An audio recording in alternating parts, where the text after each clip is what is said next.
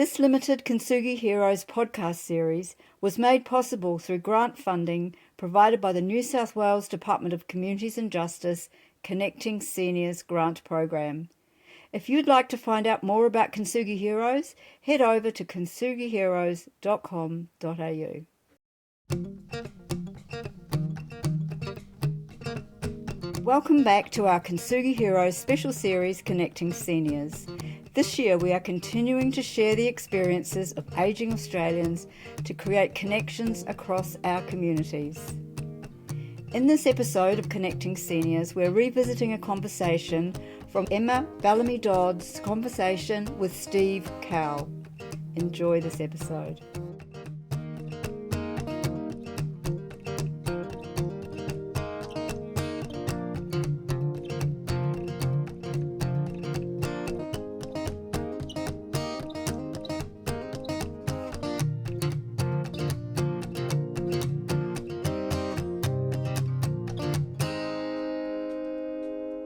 Welcome. I'm delighted to have you on the podcast. Well, thank you for having me. So today we are going to explore your story and insights as an Australia-based immigrant. But what I'd like you to do is start right at the beginning.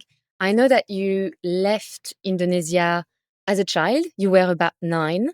So I wonder whether you remember what was life like for you over there. Oh, yes. I guess I have vivid memories. Some with are trauma-based, others are, pleasant stuff, and I don't try to block it away. Yes, I remember a lot of stuff, mostly a lot of conflicts in Indonesia at that time. Remember, this is in the 1960s, very much an era of political conflict everywhere you go, especially for us, our family. We are ethnic Chinese. And in the 1960s, there's this issue about anti-communism by the new Suharto regime. And they pick on us. They accuse us of being communist sympathizers and all that kind of stuff. I can feel it. Even though I was just a child, I can feel the tension in my parents and in the household and among the whole clan, actually. I asked my dad once, why are we called Kasidi? We had to change our name to an Indonesian name, we can't have our Oh. Chinese name. We can't even have Chinese newspaper. We cannot write in Chinese. That's how terrible it was. We were being marginalized. And my dad says, we just have to. And later on I found out our Indonesian name is Karsidi, Karsidi. He coined it on a play of words. Karsidi came from the Indonesian word sukar, which means difficult, hardship. Sidi means very sad, melancholy. So what he's trying to tell the Indonesian authority is that you're imposing hardship on us because we had to give up our heritage, our culture, anything to do with being Chinese. But they didn't get it, right? And as soon as he became Australian citizen in 1978, he reverted back to our original Hokkien Chinese name, Khouw. Wow. So you waited a very long time to actually revert your name back. He was very certain that we need to be sure that we are true blue Aussie before we can revert back. Because if we don't, if we end up back in Indonesia, then we can be persecuted. Wow.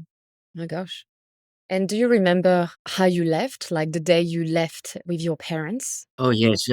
This comes from the stories that my parents shared with my siblings and myself.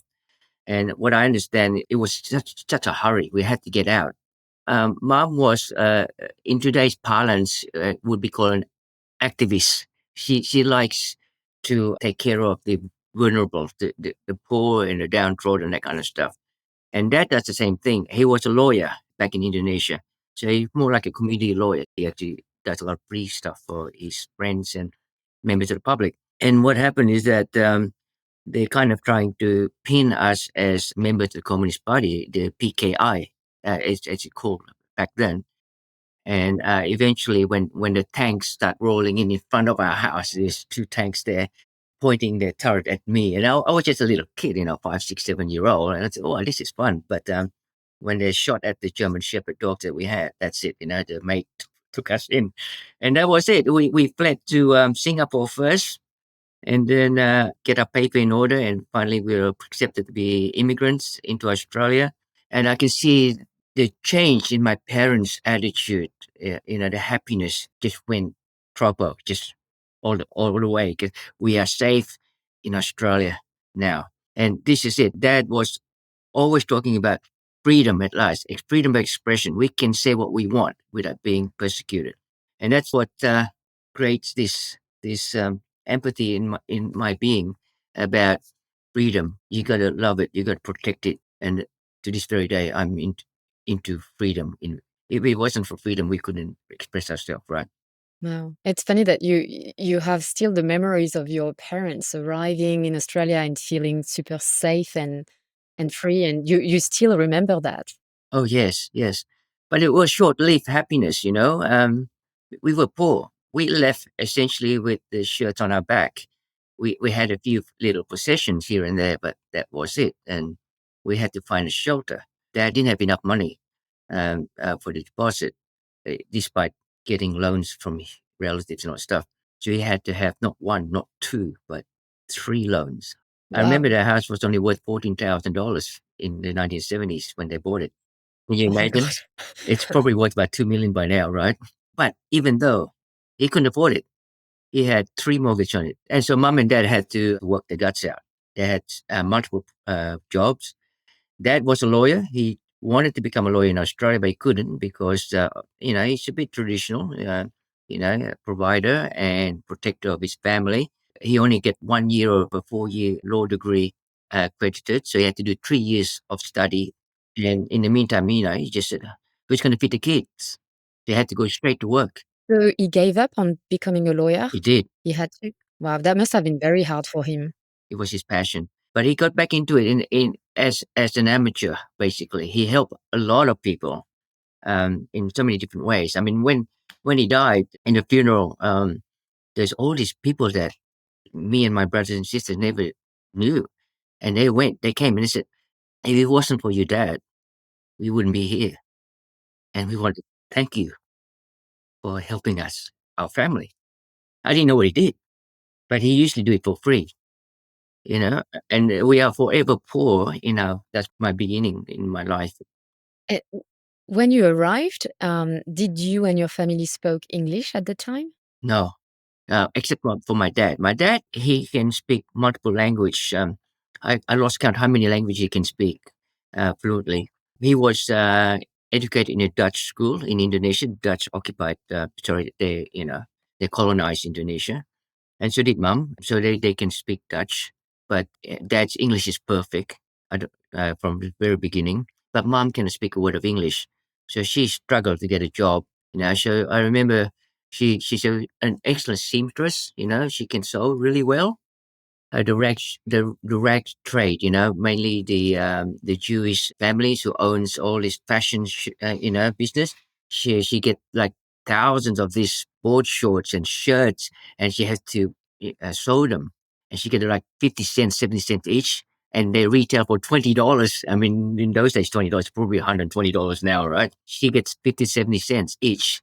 That's what we had to do to survive. Dad had multiple jobs. He was very clever to start off as a clerk, graduate clerk, and then work his way up until became a mill employees, in a flour mill just next to our school. Yeah. But even though he was doing shift work, so we hardly see him as well. I remember we had to even the kids. There were three of us at the time when we first came to Australia. I remember we had to stick all these envelope labels. We had to stay up until 1 or 2 in the morning getting it done because it's due the next day, the next morning. And then get to sleep around 3 in the morning, and then we go to school the next day. That's how we make money. Mm. And I wonder whether you have memories of you arriving in school, because I'm assuming you're 9, you don't speak any English, and you have to go to school.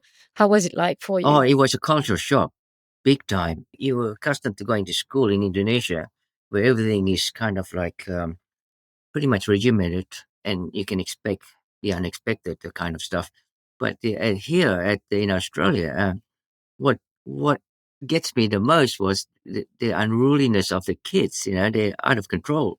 I mean, like they were very disrespectful to the teachers. They talk back and they just pay no attention. I said, how can you do that? I mean, we were taught to respect those in authorities, the teachers, the police, and the government, all that kind of stuff. But in some way, it frees me up. It provides the creativity within me to be able to express myself, to express my opinions and my ideas, and then also to explore beyond what they taught at school. I can't explain it. It's just you just accept the good and reject the bad whenever you go to a new environment. Mm. I'm trying to picture you, in the school system. Was it easy to make friends? Yeah, the good and the bad, huh? I make friends because of my personality. I love connecting. It's important to me, the sense of belonging. But on the other side of the fence, I was horrendously subjected to a lot of racism and discrimination. Subtle to direct. Subtle, like, my surname is Khouw. It's a Hokkien way of call. Actually, my real name is Xu in Mandarin, but Khouw is my surname. And then you walk in the classroom, someone will have to say, "Oh, here comes the cow. Shut the gate." Oh no. Yeah, Ugh. they did that, and like having a go. But this is in some way this is the Aussie way. They try to get you, and you have to have thick skin. So I've learned a lot about racism accordingly and how to deal with it. When I work in the coal mines, eventually as a mining engineer, they call me Bing Lee because there's a store called Bing Lee in Australia, and they used to sing the song "I like Bing Lee" on the phone. Um, so what I did was just I give them back what they deserve. If they give me a hard time, I give them a hard time. And this is the issue with migrants of today, especially Asian migrants. When a typical Aussie have a go at them, they just they just become very withdrawn and even say, "Oh, I'm sorry, I didn't mean to hurt your feeling," that kind of stuff. Well, I don't do that. I'll give them back what they gave me. I stand up. How do you do that? Well, I just stood my ground, verbally and physically. I wouldn't let them have the best of me. And you know what happened? They back down. 9 out of 10 Aussies back down. Mm. I think it's also about human nature. I think that if you are bullied, but you stand up for yourself and you don't take it, people's attitude change around you. And if you look like you are really affected by it, I think that you become more of an easy target. Well, that's just it. This is the issue at hand today when I'm now very much into advocacy to prevent racism from festering in Australia. I don't think we're a racist country, actually. It's just that in every bunch of apples, say, there's always one bad apple, right? Mm. Or two, Yeah. right? And you need to deal with those. You really have to. In an Australian context, where it's like it's supposed to be an egalitarian society, you need to be able to stand up. If you don't stand up, you get cut down. But this is the way Australia had been in the colonial days to the present day. That's how they survived to become a very strong nation, being able to just move forward despite the hardship. The good thing about it is that after the Second World War, the immigrants start coming in drove, and they're the one who actually spearhead this get up and go kind of gritty attitude, much more than I see the average bear, if you know what I mean. Mm. Well, I think you don't have the choice, I guess. When you arrive as a migrant, you have to do everything on your own. You really have to fight for establishing your life. So, you have to change your mindset. If you didn't have that in you, I think the context bring it out of you. Absolutely. The thing is, the migrants, when they come here, especially on humanitarian grounds, they have to succeed for their sake, their family, their community, and intergenerational. They have to, especially the Asian migrants, those who had been colored by Confucianism and Buddhism and all those Eastern kind of philosophies, where family is paramount and Mm. the next generation is paramount. That's why you know hard to explain, but I have to take care of my parents' graves. I know all society does it, but even more so to the Chinese folks as a matter of gratitude and thanksgiving for what they've done for us. So there was a bit of a pressure in your family that you needed to succeed. Did you felt that pressure? Well, my family, my parents in particular, were quite liberal in that sense because they didn't want to have the same pressure that they suffered under to us. They gave us the liberty to go whichever which way we want, but their hope is that we succeed. We have to take accountability, personal accountability, with our action, and that's how we're driven into the future tense. You remember how was it for your parents to adapt and whether it has impacted their mental health at some point? Oh, look, I've seen mom and dad broke down many times, but they try to keep face and stay strong, especially when they see us. They are under difficulties. They always have this incredible aura of hope, and not hope about themselves, hope about us. They instill hope in us without being direct about it. We did all right. I went to Asia. I grew a business into a huge six office business, 128 staff. My brother became one of the most, a famous banker there is in Asia. He's a forex trader to begin with, but he's an amazing guy. My sister works in the Saudi for the royal family as a physiotherapist. We all did great stuff because of the this sense of hope when we're kids that we can do it without that pressure. But I know other, particularly Asian families, the parents put undue pressure on them. I guess every parenting is different. Yeah. Yeah. Well, I guess it's also a strategy to help your kids do it, and I understand the mentality in a way. I guess that there are always extremes, Yes, but the reality is harsh. in some way, um, the ability to cultivate grits, GRITS, among the children makes us a much more solid and stronger people. And I wonder, because I know that you've had so many works in your life, but one of them that is quite interesting is that you were a food delivery rider at some point, part time. You Yes. threw yourself a little challenge. And I remember that you shared with me that, it's a job that mostly migrants do. And you kind of realized how they were treated. Yeah, can you share a bit of a story of how it was like to work as a food delivery rider? Well, the backstory is that instead of paying a gym to get fit, might as well ride a bike and get paid for it, right? And then I do enjoy the interactions, the connectivity with the restaurants and the customers. But mostly, I enjoy the comradeship of fellow bike riders that delivers food. But as I get stuck into this gig economy, I discovered that I know it's better situation now, but in the early days, they were exploited big time by the big food platform. They were being taken advantage. There's an imbalance of power. When there's social injustice, I just can't help myself. I just got to get sucked into it. So I started advocating for on their behalf because most of the food delivery riders are actually migrants or international students. ESL, English is a second language. So they don't appreciate local law and they don't understand local societal expectations and all that stuff. So they break the law without thinking. And most of it is just due to ignorance. And the problem is that as time progresses, more and more fatality out on the road. We have 11 deaths so far since the pandemic among food delivery riders. 7 of them in Sydney so far. Yeah. It's horrendous to think, and it's not just the fatality, the death. It's the amount of the injuries, the road accident, and they don't get compensation insurance. It it's just because they are treated as independent contractor, which is okay. I'm okay with that. The imbalance of power gets me, so I have to get in there and become very active, and advocacy is my game here.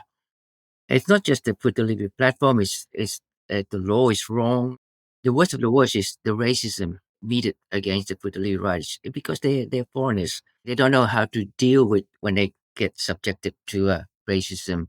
And so, what is the kind of advice that you give to them? Well, I just said to them, look, just play it safe. Walk away if you can, but if not, compliment them. You'll be surprised. You know, when they start abusing you, you have to say something nice to them, and they don't know what hit them. And I learned that at school. When I compliment people when they're giving me a hard time, this is useless. It's not working. I better go away and try someone else. And so, yeah, little things like that. Because the worst thing can happen is that some of them can get a bit aggro and make things worse. So diplomacy is the best approach as far as I'm concerned. I like that you said aggro. It's such an Australian Mm. term, you know. It took me a while to get the Oh, slang. Aggro, for those who don't know it, is aggressive exactly right. in Australian.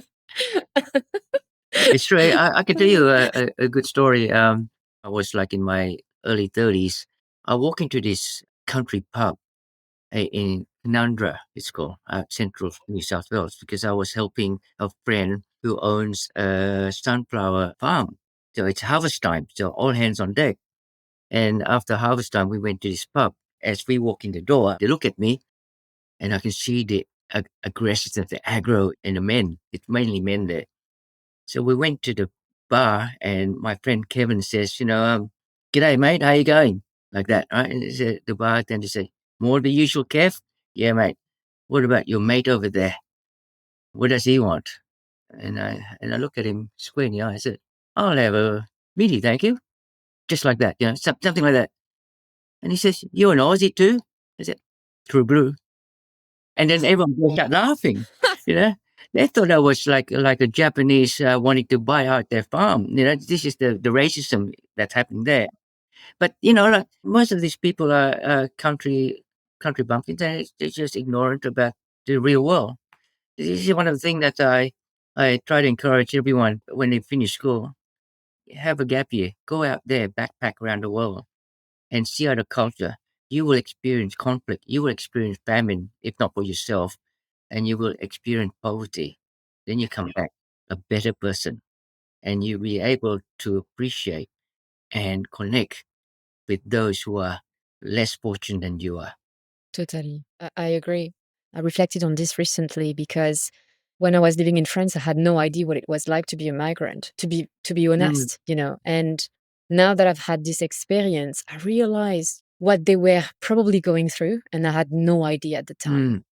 And I wish I had known because I could have been a bit more helpful, you know. I regret that. People who were studying at the same university, they had French as a second language. And, I should have come to them and say, hey, are you okay? Do you need some help? Probably was too self-absorbed at the time to even do that. I guess it's hard to imagine what life may be like for them when you have never been in this position yourself. Yeah, this is it. Empathy is literally putting yourself in the shoes, wearing the same shoes as the other person. And the only way you can practice empathy is like method acting. You be like them or be exposed. Go to where they are, hang out with these people, and then you understand what it's like. Yeah, it makes you a better person. But to come back to what you were saying, I like the way you used slang and language to make yourself a bit more included. And I think that's a great strategy. I think that when you can have that attitude that people probably connect with you more, and it's probably been very useful to be able to do that, right? In many contexts, I'm assuming. How true. In the greater context, even in global context, there's so much conflict in our world here. Why can't we get along? And part of it's because of fear, fear of the unknown, the other people, the other culture, fear of this, fear of that.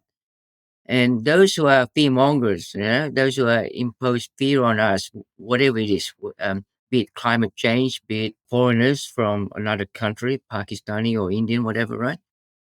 We have a great country here, and I'm so grateful and accept me and provide me all these opportunities.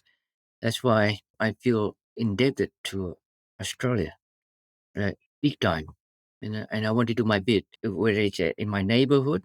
I take old people for walks so they don't feel lonely, or even for the greater nation, contributing to the economy my own little way by running business or helping others, for that matter. I think we all have to do that. Yeah, to give back in a way or another. Um, there is something as well that I wanted to explore with you is the way you perceive your identity, because you combine Chinese ancestry with a childhood spent in Indonesia, and you've lived many years in Australia now. So I wonder whether you have to negotiate between multiple, perhaps conflicting identities in your life. Mm, that's a good question.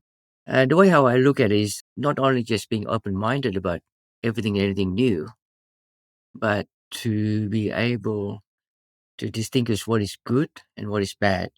Reject what is bad, accept what is good. Notwithstanding whether it's from the Chinese culture or from the Australian, go up and get going kind of Greek attitude. Just take the best of the best. And if it's bad, throw away. Mm. And that is why what propelled me into the future. I never ever go backward. I never do what I did before.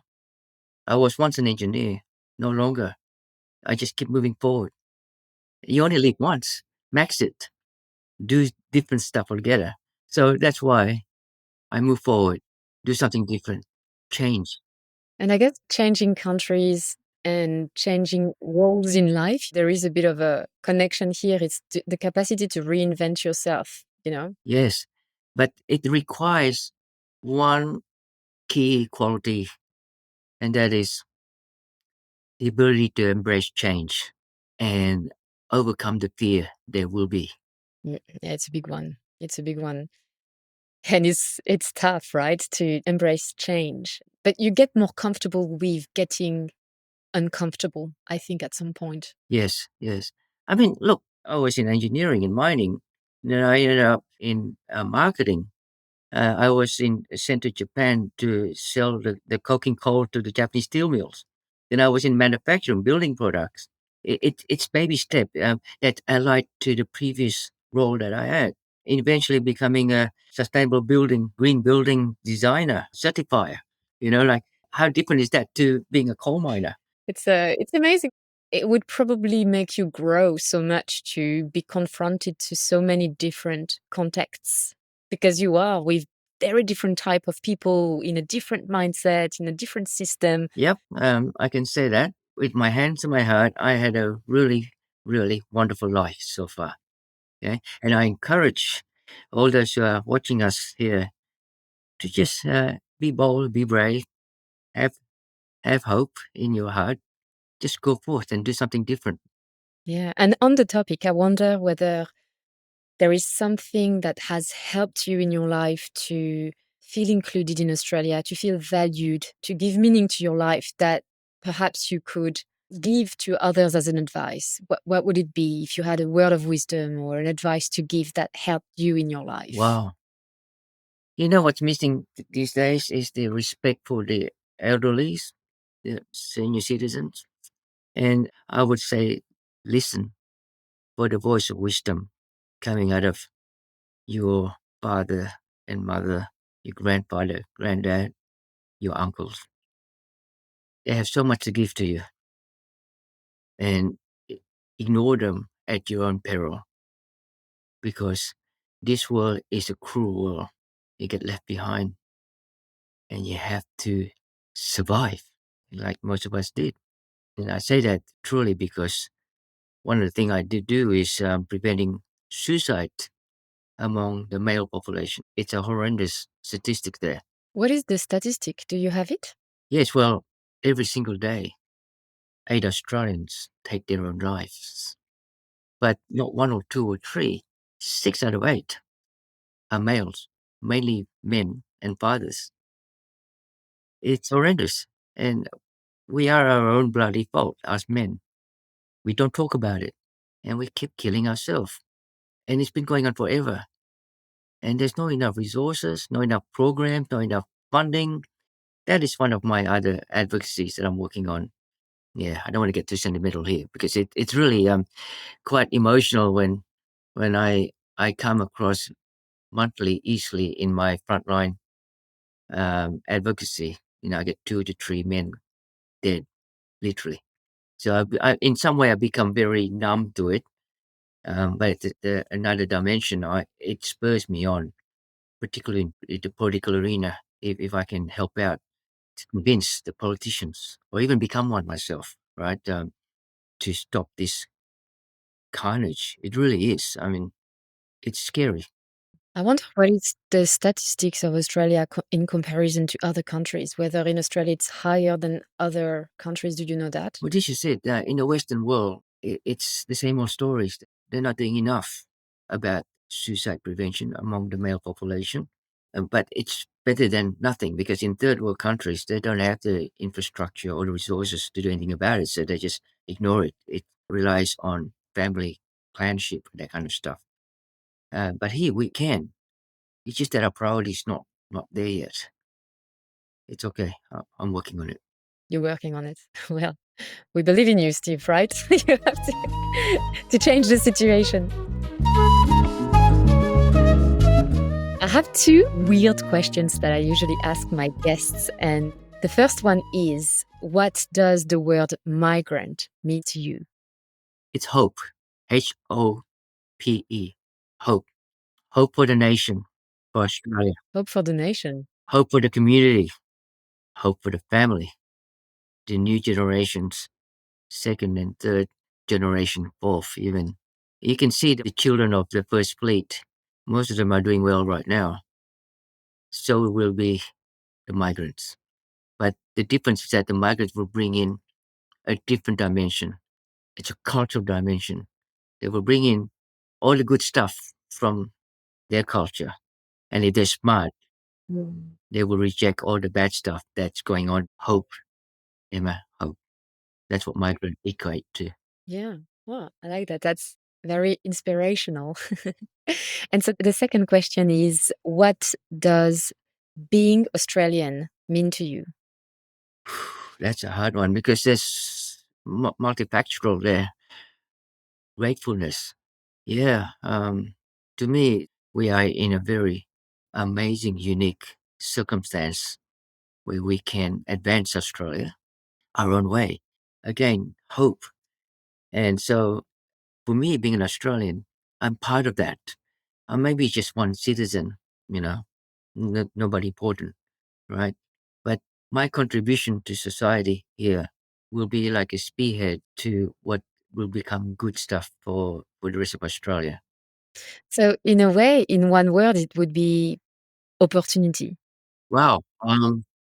Yes, Thanksgiving, I'm thankful for the opportunities. If I was still stuck in Indonesia to this very day, I wouldn't have the opportunity. There's the opportunities that's been given to me, literally. I had to seek them out. It's not on a silver plate, but nevertheless, there's opportunities here. Yeah, I believe you can be legally and technically called a migrant too. So you will empathize with me, what I said. Yeah. Eh, I definitely am. I have the privilege of looking like I'm Australian. People don't question where I'm from based on how I look. But as soon as I open my mouth, they know.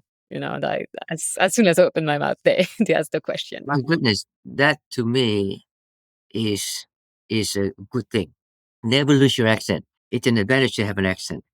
It's funny that you say that because for so many years, I really felt disempowered by it. I really felt ashamed of having an accent because I felt that people treated me differently, that people expected less of me, professionally speaking, most of the time.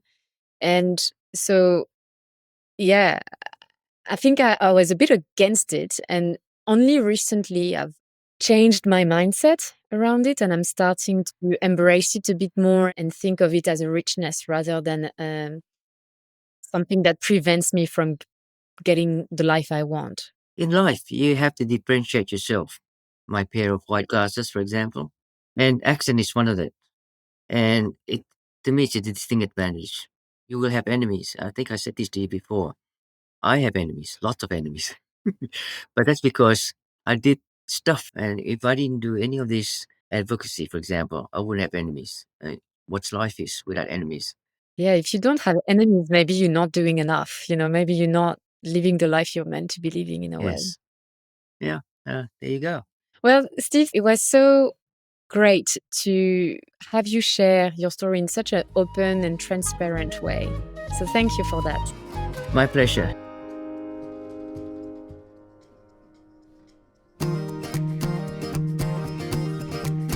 Thank you for listening to this episode of Connecting Seniors, a Kintsugi Heroes special series.